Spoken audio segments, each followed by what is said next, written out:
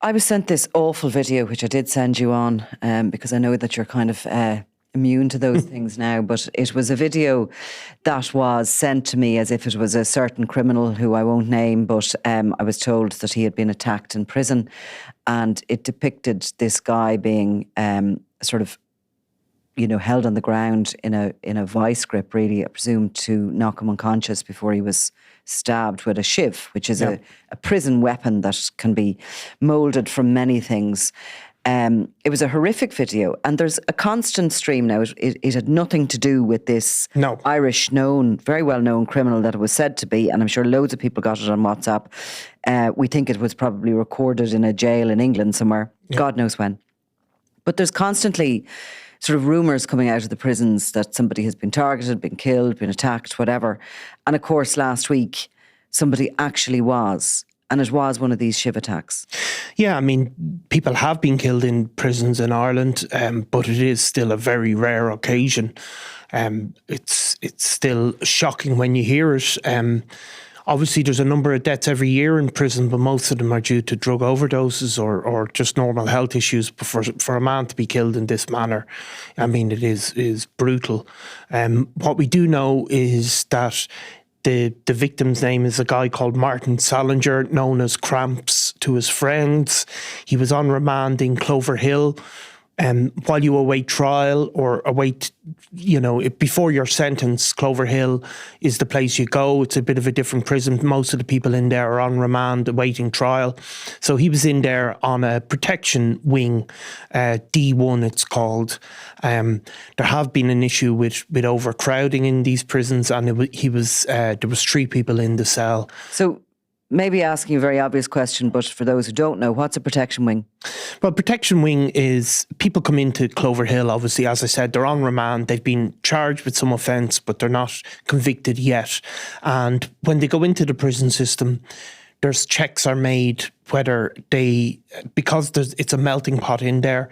If there's potential for violence, for example, due to other inmates in certain wings in the prison, you can be put on protection. It means that somebody assesses that you're at risk of being attacked if you're in the general population. So that's basically why Martin Salinger. There's feuding gangs, there's people who just don't like one another, there's people with history, all of the rest of that, and they're identified when they go into the prison system, and there's usually a kind of document drawn up. There's a big long document. Yeah. I mean, and most of them would be, some of these could be, if you see the documents, it can be his cousin was attacked by this person and this person's associated with this person. So it's almost a profile of everybody coming into the prison system, bit of their background and who they shouldn't be left in close proximity with. Yeah, and obviously then for, the Kinahans and the Hutches are always kept separately, but it can become a bit more complex in Cloverhill because people aren't often being convicted yet. Yeah, so they haven't been designated to their correct prisons at that stage. So anyway, Saturday, 5:30 a.m. Yeah, so I mean, at least the prison service has become aware of it at this point. What's happened is that there's Martin Salinger, who was in prison facing very serious charges to do with a firearm and to do with £20,000 worth of drugs, had been attacked and suffered a number of shiv wounds, as it's described. He was treated at the scene, but died, or, wasn't able to be revived effectively. The shivs we've seen pictures of them over time. Obviously, prisoners aren't given normal knives they're not allowed to have possession of things that could become weapons. Things like razors and that, how do they use those? And they have to shave, a lot of prisoners. So are they allowed to use them while under watch? I often wondered that. They don't surely have razor blades. No, I mean, there are razor blades are used, and sometimes they are, they're monitored how they're used. I know they can squirrel them away and bring them back to their cell and make makeshift knives out of them. I'm aware of that. Yeah. But when they're actually using them, they're using them under some sort of a, prison. Yeah, I think officers are watching them, they have to hand them back. Yeah, basically, Sign them out, sign them back. you get one razor, you have to hand one razor back. But we've seen over time, some of the razor blades don't go back in some way, and we've seen them being melted into toothbrushes. Yeah, plastic toothbrushes. Yeah. So the plastic toothbrushes melts, you embed the razor blade into it.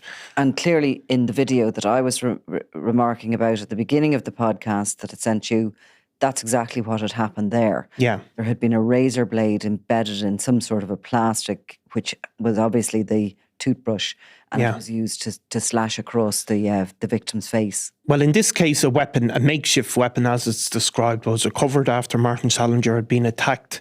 And another man who was also in the cell had also suffered knife injuries and was treated, not life-threatening wounds. But Martin Salinger had, what they're looking at least at this point, the prison authorities, is that was part of a kettle used and converted into a makeshift weapon. I mean, you've seen incredible inventiveness, as certainly not the correct word, but anything can be really transformed into a shiv. Martin Salinger is a sort of interesting history. Obviously, this is a particularly gruesome way to die. He has a family. You can see a lot of very wholesome tributes to the guy. He was known as Cramps. We know a bit of information about him because he'd been interviewed in the past, because he was one of these guys who ride the horses around Dublin 8. People will see them coming in or around the Guinness storehouses, bringing tourists around. So that he'd done an interview as part of that role. His family have been involved in that for generations. There's great pictures of him on the horses taken by kind of a tourist photographer, I suppose. However, he'd also was well known to Gardai for his involvement in or suspected involvement in the drugs trade, not necessarily at a high level, or a particularly high level, but he had been well known or well suspected of that. And in April this year, there was a raid at a property in Ballyfermot, and a handgun and the quantity of drugs are recovered. Martin Salinger had previously been known to have ties with people that I suppose it could be considered part of the Burn organised crime gang. These people are still in operation, even though that Burn organised crime gang isn't where it was. Whether these guns and this gun and these drugs were them remains to be seen. However, he did have those ties. Martin Salinger had also been involved in a number of incidents. It is suspected he was involved in incidents already in the prison system, and that's how he'd ended up in protection. However, it's not known if those are linked to this attack. One man was arrested. He was arrested on Saturday evening. Just before we get on to that, I suppose what happens is that, so firstly, there was 3 individuals in the cell. Yeah. One of them died in violent circumstances. A second was taken to hospital, and there was a third individual in the cell. When Martin Salinger is found dead and the other man found injured, the prison authorities ring the Garda, who come in, secure the scene, and begin a regular, as such, murder investigation. Now, prisons, I've spoken to Eamon about this before, I suppose, in a way, to look at it, it is the perfect crime scene. Yeah. In a way, a prison, because of course everybody in and out a door leaves a trace. Yeah. And there's cameras, obviously. There's huge amounts of cameras in prison. It's very easy to sort of, capture a moment in a prison and see where everyone is or should be. Yeah. At the very least. Yeah. If you're mapping out, in a regular crime scene, you wouldn't have that ability. You wouldn't have the facility of that. No, literally, I mean, people shouldn't be walking around prisons without people being aware of where their movements are. Obviously, the cells are locked down in the evenings as well, so that's another factor to be taken into consideration. But obviously, in a case like this, the police, the Gardaí go in, they arrested somebody late on Saturday. in sort of Saturday evening. At that stage, the person was arrested on suspicion of murder. He was held for the routine 24 hours. I mean, that's the standard practice. You get 24 hours. They may get a few more hours.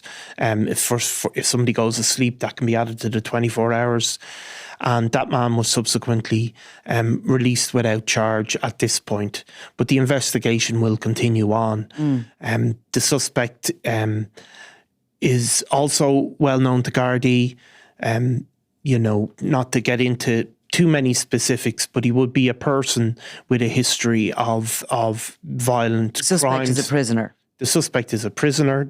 He's also in a remand prison, but he would also have a history as well of violent crimes involving robberies and things of that nature. So the guards will continue this investigation. As you said, somebody is released without charge. That doesn't mean they're released within the community. They're released into the circumstances they were previously in, I suppose. And really the most amount of deaths that do occur in the prison system are due to overdose or whatever. There was just a couple of figures. I mean, they're on the increase. Yeah. Certainly last year, the reports relate to 2022. Right, so they're always sort of, the prison, this is the inspector of prisons. So there was 23 deaths reported in 2022, 188% increase on 21, where 8 were reported. Now this year for last year, we don't have the figures as of yet. But there's been a large amount of There's been a huge amount of overdoses this year due to... But have there been, how many deaths do you recall? There have been a few deaths from the overdoses, or have all of them been recovered? No, there have been deaths. A young man died in prison due to the opioid substitutes, I suppose, as they're being called, nitrazine. Yeah. So there have been tragedies of that type, and there's been many people that have been very lucky. We've had a constant stream of overdoses in the prisons. So that is the biggest risk, I suppose, of fatalities. But so murders within prisons are rare, but they're not. I mean, by their very nature, prisons are a very dangerous place. 1 in 10 prisoners in Ireland, outside of Cloverhill in the main prison system, are serving life sentences for murder. Yeah, that's 370 lifers, being men, and only 11 are women. But they can be very dangerous places, and obviously sometimes the prisoners have to be handled in a particular way with barrier handling and all the rest of it. But this is a rarity. Yeah, I mean, there have been other cases. There was a guy called Brian Veal was convicted of murder. He killed a fellow inmate, a guy called Graham Johnson, back, I think it was in 2016 in Cork Prison. He stabbed him with a knife. Again, it was basically a row over nothing. I think it was ultimately over something to do with a TV station or something like that. So it does happen. I mean, but it is still a rarity. Highly tense situation, and of course there is lots of mental health problems in prisons and everything. There is. I mean, a scary place to be for anybody. There is, and in fact, the Irish Prisons Officers Association have said that there is a great risk of this because of overcrowding in the prisons. Now, we all know that overcrowding is a problem, that a lot of prisoners are actually getting early release in Ireland because we simply don't have the capacity to hold the people. People often view that in terms of, we need more space to keep the bad guys off the streets. But the people who work in the prisons are very conscious of the fact that if you have prisoners and you start crowding them into cells, if you start a lot of people sleeping on mattresses on floors in cells, that it gives rise to this tension. And the Prison Officers Association are really clear about it, that the more overcrowding you have, the greater the risk of violence, because simply we'll all know. I mean, if you're living in circumstances where people are living on top of each other, it does give rise to tensions. I mean, For people know sure. that from their own family. But if you can imagine being locked up effectively, certainly on some of the protection wings, you're locked up for 23 hours a day with people in a very enclosed space, that this violence can occur. So they're making a connection there very clearly, saying that overcrowding is something that needs to be treated as an emergency issue. And certainly they've made that connection that it leads to tensions and violence. So the Garda investigation is ongoing, and we'll come back to the story, because I imagine this is going to be a murder inquiry that isn't going to be one that will last too long. It's likely that it'll be wrapped up fairly quickly. So we might come back to this sooner than later. We will. Okay, now. Thanks, Nicola.